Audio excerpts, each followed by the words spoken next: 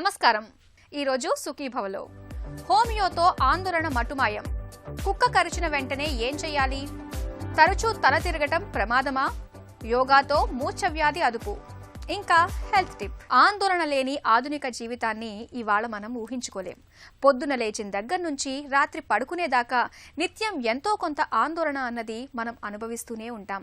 చదువులు, ఉద్యోగాలు, వ్యాపారాలు, ఆర్థిక లావాదేవీలు, ఇలా వ్యవహారాలన్నిటిలోనూ ఆందోళన పడుతూ ఉంటాం. అయితే ఈ ఆందోళన అన్నది పరిమితంగా ఉంటే మంచిదే, కానీ శృతి మించితే మాత్రం మన ఆరోగ్యం చిక్కుల్లో పడుతుందని చెబుతారు నిపుణులు.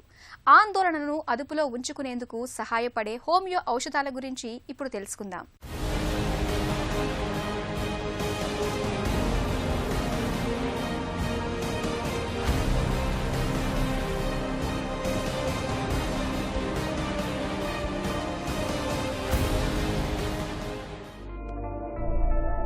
ఒత్తిడి, ఆందోళన, ఇవి రెండూ లేని ఆధునిక జీవనాన్ని ఇవాళ మనం ఊహించుకోలేం.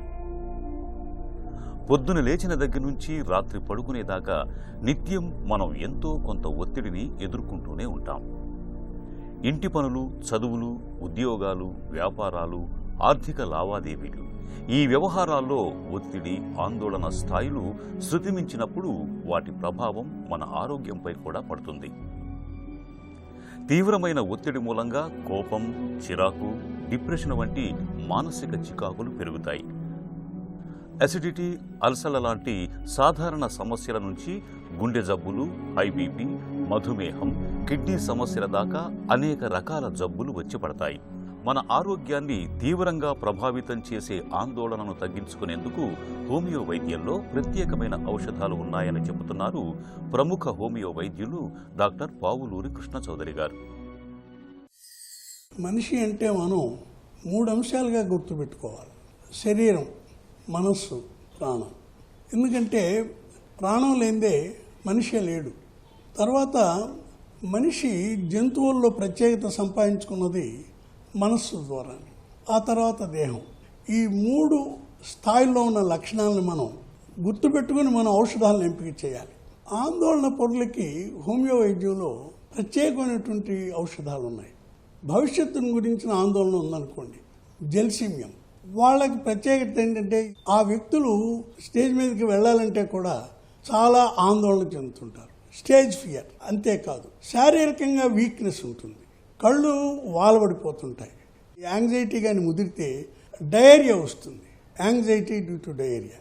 తర్వాత రెండో వ్యక్తులను తీసుకోండి, ఆర్సనికం వ్యక్తులు. ఆర్సనిక వ్యక్తుల్లోకి వచ్చేటికి ముఖ్యంగా అభద్రతా భావం ఎక్కువ. ఈ అభద్రతా భావంతో యాంగ్జైటీ ఫీల్ అవుతుంటారు. చిన్న వ్యాధులు వచ్చినా సరే ఇదేమన్నా క్యాన్సర్ ఏమో అనేటువంటి భయపడే వ్యక్తులకి ఆలోచించవలసినటువంటి ఔషధం ఆర్సనికం. ఈ ఆర్సనికం వ్యక్తుల్లో ప్రత్యేకత ఏంటంటే అభద్రత ఒకటి. వాళ్ళని ఏదన్నా విమర్శిస్తే వాళ్ళు తట్టుకోలేరు. తర్వాత ప్రతి చిన్న విషయానికి కూడా డాక్టర్ కావాలి. వాళ్ళకి ఆకలైనా డాక్టర్ కావాలి, అరక్కపోయినా డాక్టర్ కావాలి, నిద్ర పట్టకపోయినా డాక్టర్ కావాలి. అంటే డాక్టర్ని చూసేది ప్రత్యేకమైనటువంటి వ్యక్తులు వాళ్ళే. ఆ తర్వాత మనం గుర్తుపెట్టుకోవాల్సినటువంటి ఇది, వితౌట్ ఎనీ కాజ్ వాళ్ళు యాంగ్జైటీ ఫీల్ అవుతుంటారు.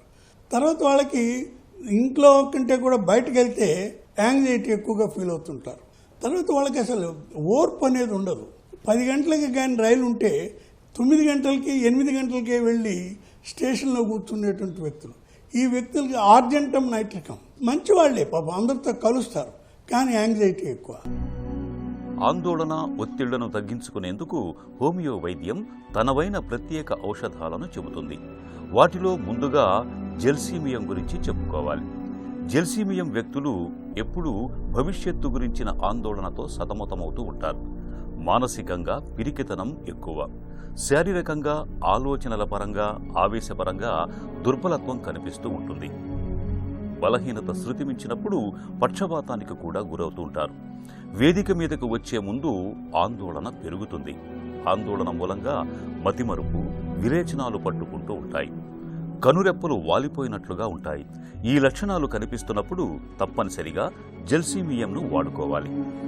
ఆందోళనకు తోడుగా అభద్రతా భావం, అనారోగ్యం మూలంగా ఆందోళనకు గురవుతున్న వారికి ఆర్సెనికం ఆల్బ్ మంచి ఔషధం.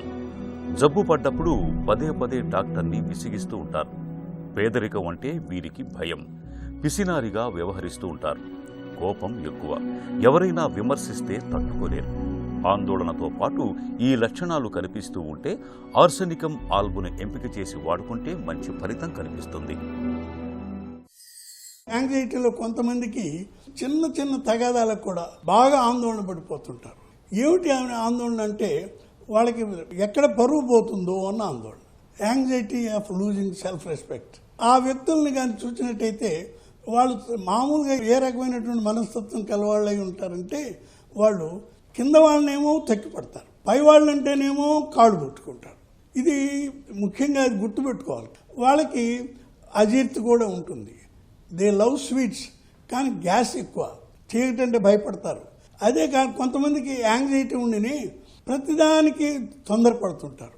హర్రీ, టైం ఉండదు, అన్నిటికీ తొందరగా చేసుకెళ్ళాలి. వాళ్ళకి ఈ యాంగ్జైటీ విచిత్రం ఏంటంటే ఆహారం తీసుకున్న తర్వాత యాంగ్జైటీ ఎక్కువగా ఉంటుంది. తర్వాత వాళ్ళు మనుషులు చూస్తే ఆహారం తినకుండా ఉన్నారా అన్నట్టుగా ఉంటుంది. చాలా సన్నగా ఉంటారు. వాళ్ళకి జలుబు అది ఎక్కువ. ఆ జలుబు ఎట్లాంటిదంటే ముక్కుల మీద కారితే జలుబు ఈ ముక్కులు ఒరుసపోయినట్టు ఉంటుంటాయి. ఆ తర్వాత కొంతమంది ఉంటారు, ఏదైనా ఒక నిర్ణయం తీసుకోవాల్సి వస్తే నిర్ణయం తీసుకోలేరు. ఆ నిర్ణయం తీసుకోలేక ఆందోళన పడిపోతుంటారు. Indecision and anxiety. దాంతో వాళ్ళకి రాత్రులు నిద్ర కూడా పట్టద్దు. ఆందోళన ఎక్కువ, రెస్ట్లెస్గా ఉంటారు. నైటు చర్మవ్యాధులకు ఎక్కువగా కనపడుతుంటాయి. తర్వాత వాళ్ళకి వినికిడి శక్తి చాలా ఎక్కువగా ఉంటుంది. ఏదన్నా సంగీతం వింటే ఏడుపు వస్తుంది, తమాషా. ఇది ప్రత్యేక లక్ష్యంగా పెట్టుకుంటారు. వాళ్ళకి చెవులు వచ్చి ఉంటుంది.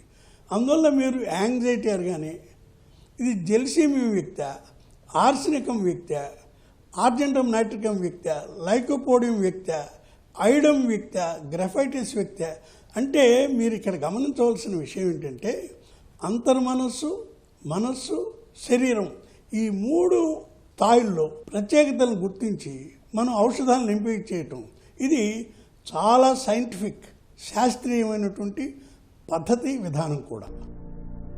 అర్జెంటమ్ నైట్రికం నిష్కారణంగా తత్తరపాటుకు గురవుతున్నప్పుడు, బహిరంగ ప్రదేశాల్లో ఆందోళన పెరుగుతున్న వాళ్ళకి అర్జెంటమ్ నైట్రికం మంచి ఔషధం. అర్జెంటమ్ వ్యక్తుల్లో బోళాతనం, భయం కలగలిసి కనిపిస్తాయి. నిగ్రహం తక్కువ, చిన్నపిల్లలాగా ప్రవర్తిస్తూ ఉంటారు. ఆందోళనతో పాటు పిరికితనం, న్యూనతతో బాధపడే వారికి లైకోపోడియం బాగా పనిచేస్తుంది. వీరికి పేచీల మూలంగా ఆందోళన పెరుగుతుంది. చీకటి అన్నా, బహిరంగ ప్రదేశాలన్నా భయం. పైకి మేకపోతు గాంభీర్యాన్ని ప్రదర్శిస్తూ ఉంటారు. ఇంట్లో వారిపై ఒంటికాలి మీద లేస్తూ ఉంటారు. బయటి వాళ్ల దగ్గర తోక ముడుచుకొని ఉంటారు. ఎవరైనా కృతజ్ఞత తెలియజేస్తే కంటతడి పెడుతూ ఉంటారు. హడావిడి కారణంగా ఆందోళన పెరుగుతున్నప్పుడు, తిన్న తర్వాత ఆందోళన ఎక్కువ అవుతున్నప్పుడు, ఎప్పుడూ అస్థిమితంగా కదిలే వారికి అయుడం బాగా పనిచేస్తుంది. అయుడం వ్యక్తులకు విపరీతమైన కోపం, విపరీతమైన ఆకలి ఉంటుంది. థైరాయిడ్ లోపాల మూలంగా సృష్టించిపోతూ ఉంటారు.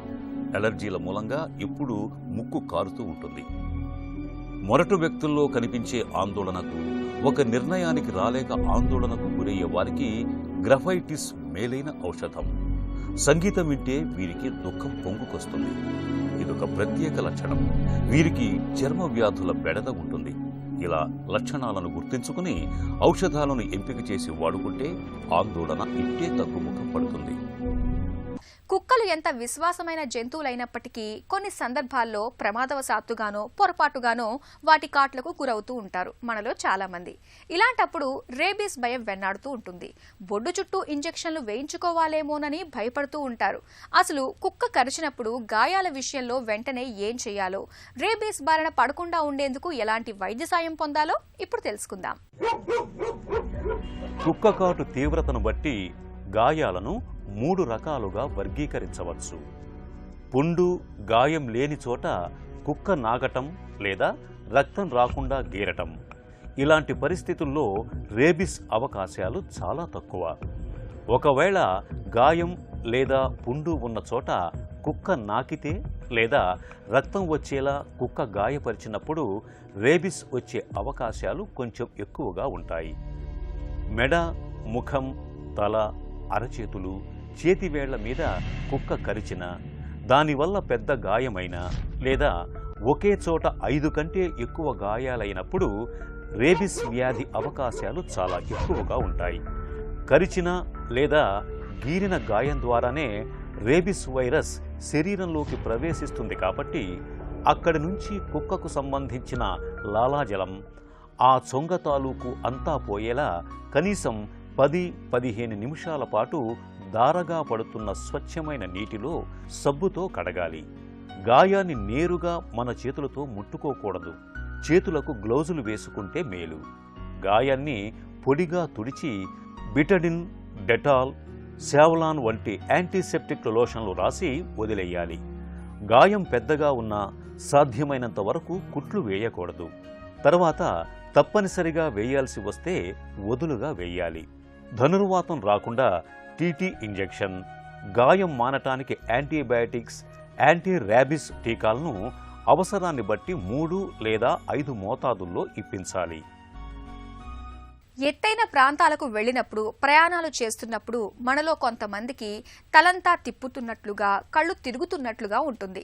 వాంతి అవుతుందేమోనని అనిపిస్తూ ఉంటుంది. అయితే ప్రయాణాలు చేయకపోయినా, ఎత్తైన ప్రాంతాలకు వెళ్ళకపోయినా మనలో కొంతమందికి అస్తమానం తల తిప్పుతున్నట్లుగా, కళ్ళు తిరుగుతున్నట్లుగా ఉంటుంది. ఈ రకమైన పరిస్థితిని డాక్టర్లు వెర్టిగో అని, డిజీనెస్ అని పిలుస్తారు. వెర్టిగో గురించిన పూర్తి వివరాల్ని డాక్టర్ని అడిగి ఇప్పుడు తెలుసుకుందాం. వర్టిగో అంటే తల తిరగటం, లేకపోతే చుట్టుపక్కల ఉన్న వాతావరణం అంతా తిరగటం. డిజీనెస్ అంటే తలలో డిస్కంఫర్ట్ ఉండటం డిజీనెస్. ఈ డిజీనెస్లో వర్టిగో ఒక భాగం, అలాగే డిసిక్విలిబ్రియం అంటే ఒక పక్కకు తోసేస్తున్నట్లు, అంటే బ్యాలెన్స్ లేనట్లు రావటం, లేకపోతే తల తేలిగ్గా అయిపోవటం, లేకపోతే కనుక కళ్ళు బయర్లు కమ్మి పడిపోతాము అని ప్రీసింకో, ఇలా రకరకాలుగా ప్రజెంట్ అవ్వచ్చు అనమాట. సో వర్టిగోలో పెరిఫరల్ వర్టిగో, సెంట్రల్ వర్టిగో ఉంటుంది. పెరిఫరల్ వర్టిగో అంటే ఇన్నర్ ఇయరు నర్వ్ ఎఫెక్ట్ అయితే, సెంట్రల్ అంటే బ్రెయిన్లో చిన్న మెదడులో ఉండే భాగాలు బ్రెయిన్ స్టెమ్, సెరెబెల్లమ్ ఎఫెక్ట్ అయితే దాన్ని సెంట్రల్ వర్టిగో అంటాం. పెరిఫరల్ వర్టిగోలో జనరల్గా ఏమి ఉంటుందంటే వాళ్ళకి వినికిడి శక్తి తగ్గటం, చెవులో ఒక్కోసారి శబ్దం రావటం, నడవాలంటే భయపడతారు, నడుస్తుంటే మాత్రం కొద్దిగా తూలుడు రావచ్చు, కానీ అసలు నడవలేకపోవటం అనేది ఉండకపోవచ్చు. కానీ సెంట్రల్ వర్టిగోలో జనరల్గా గిడ్డినెస్ బాగా ఉండటంతో పాటు వాళ్ళకి నడవలేకపోవటం ఉండొచ్చు వీళ్ళకి. దాంతోపాటు మాట ముద్దుగా రావటం, లేకపోతే కనుక రెండుగా కనపడటం, లేకపోతే కనుక ఒక కాలు చేయి తిమ్మిరి, కాలు చేయి బలం తగ్గటం, తలనొప్పి, ఇలాంటి లక్షణాలు కూడా ఉండొచ్చు. సో వీళ్ళకి మనం సహజంగా ఏం చేస్తామంటే ఈ కారణం ఏంటి అనేది తెలుసుకొని దీన్ని బట్టి వీళ్ళకి అంటే సాల్ట్ తగ్గించుకోమని చెప్పి, ఆల్కహాల్ లాంటివి తగ్గించుకోమని చెప్పి, కాఫీ కంటెంట్ అలాంటివి తగ్గించుకోమని చెప్పి దీనికి కొన్ని రకాల మందులు ఇస్తాం అన్నమాట. వీటన్నిటితో పాటు వీళ్ళకి పెరిఫరల్ వర్టిగో, సెంట్రల్ వర్టిగో వీళ్ళకి వెస్టిబులర్ రిహాబిలిటేషన్ అని చెప్పి వెస్టిబులర్ ఎక్సర్సైజ్ కూడా ఉండొచ్చు. అంటే ఆ ఎక్సర్సైజ్ కూడా చేసుకుంటే కనుక వీళ్ళకి మళ్ళీ రాకుండా ఉండే అవకాశాలు ఉంటాయి. సుపీరియర్ కెనాల్ డెహిసెన్స్ అనే అటువంటి దానికి, లేకపోతే సెరెబెల్లమ్లో ట్యూమర్స్ ఉన్న వాళ్ళు లాంటి వాళ్ళకి వీళ్ళకి సర్జరీ చేయాల్సిన అవసరం రావచ్చు. కొద్దిమందికి సిఎస్ఓఎం అంటే చాలామందికి చెవులో చీంకారుతూ ఉంటుంది. సో వీళ్ళకి కూడా కొద్దిమందికి చెవు వినికిడి శక్తి తగ్గి వీళ్ళకి డిజీ ఫీలింగ్, వర్టిగో ఫీలింగ్ లాంటివి కలిగితే కూడా వీళ్ళు ప్రాపర్గా ఈఎన్టీ సర్జన్స్ని వాళ్ళని చూసుకొని దానికి అవసరమైన ట్రీట్మెంట్ తీసుకొని అవసరమైతే సర్జరీ లాంటివి కూడా చేసుకోవాల్సింది ఉంటుంది.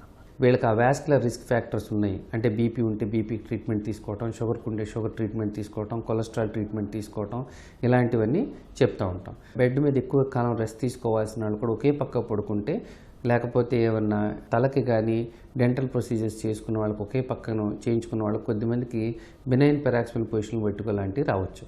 సో ఇలాంటి వాళ్ళకి ఏం చెప్తామంటే ఫ్రీక్వెంట్గా ఒకే పక్క తిరిగి పడుకోకుండా ఉంటాం ఒకటి.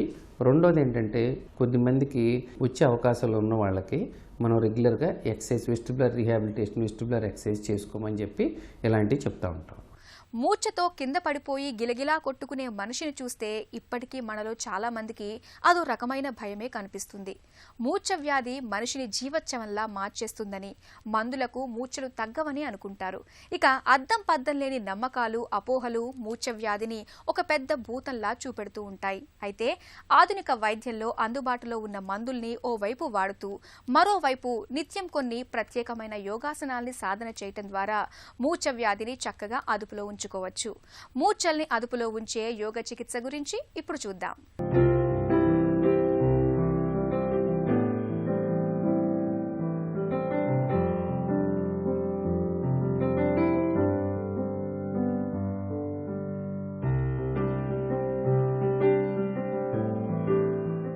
చాలామంది ఈ ఫిట్స్ సమస్యతో బాధపడుతూ ఉంటారు.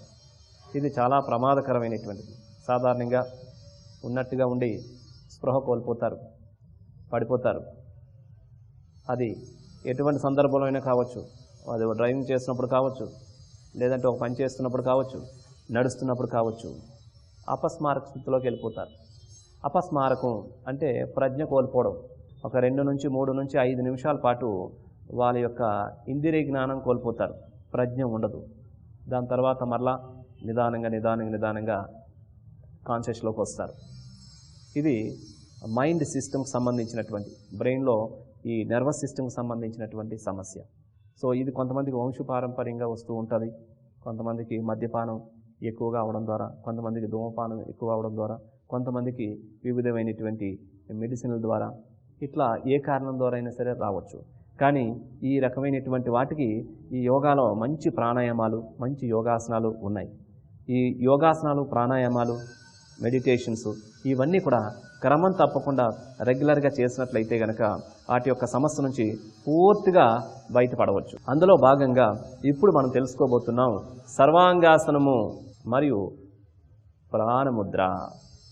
సో ఇప్పుడు సర్వాంగాసనం మరియు ప్రాణముద్ర ఏ విధంగా చేయాలో చేసి చూద్దాం. ఇప్పుడు మనం చేయబోతున్నాం సర్వాంగాసనం. స్టడీ తిరిగి రైట్ హ్యాండ్ సపోర్ట్ తీసుకొని పద్మాసన భంగిమకి రావాలి. రైట్ లెగ్ ఫోల్డ్ చేసి తర్వాత లెఫ్ట్ లెగ్ని కూడా ఫోల్డ్ చేసుకుని ప్రాణముద్ర ప్రాణాయామం చేస్తాం. ఈ ప్రాణముద్ర ప్రాణాయామాన్ని పద్మాసన భంగిమలో కానీ, వజ్రాసన భంగిమలో కానీ, వీలు లేకుంటే సుఖాసనంలో కానీ, కుర్చీలో కానీ కూర్చొని చేసుకోవచ్చు. 2 చేతులు అరచేతులు ఆకాశం వైపు చూస్తున్న విధంగా ఉంటాయి. ఈ స్థితిలో ఉంగరపు వేలిని, చిట్టుకురు వేలిని, బొటన వేలు చివర్లు మాత్రమే తాకించి ఉంచాలి. మిగిలిన 2 వేలు నిటారుగా ఉంటాయి. బ్యాక్ స్ట్రైట్గా ఉంటుంది.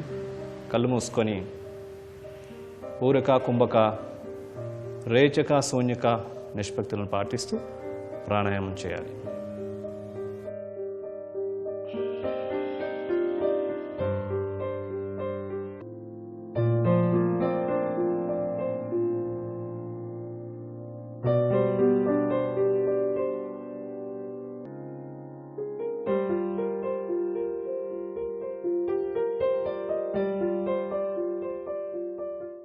శ్వాసను విడిచిపెట్టిన తర్వాత ఆపాలి. నిదానంగా కళ్ళు తెరిచి ముద్రను రిలీజ్ చేయాలి. తర్వాత పద్మాసనాన్ని రిలీజ్ చేయాలి.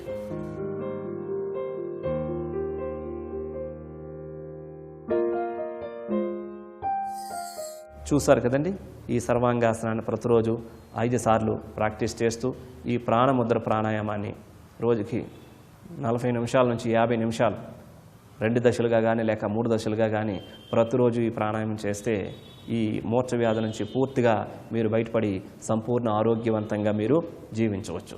ప్రత్యేకమైన యోగాసనాల్ని నిత్యం సాధన చేయటం ద్వారా మూర్ఛల్ని ఎలా అదుపులో ఉంచుకోవచ్చో చూసాం కదా. ఇక ఈ రోజు కార్యక్రమాన్ని ముగించే ముందు ఆంధ్ర హాస్పిటల్ సమర్పించు ఒక చిన్న చిట్కా మీకోసం. క్యాన్సర్లతో బాధపడుతున్నప్పుడు రోజువారీ ఆహారంలో సోయాబీన్స్ తప్పనిసరిగా ఉండేలా చూసుకోండి.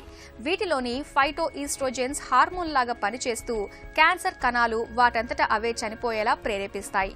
సోయాబీన్స్ తీసుకోవటం వల్ల కొన్ని రకాల క్యాన్సర్ల ముప్పు కూడా తగ్గుతుంది.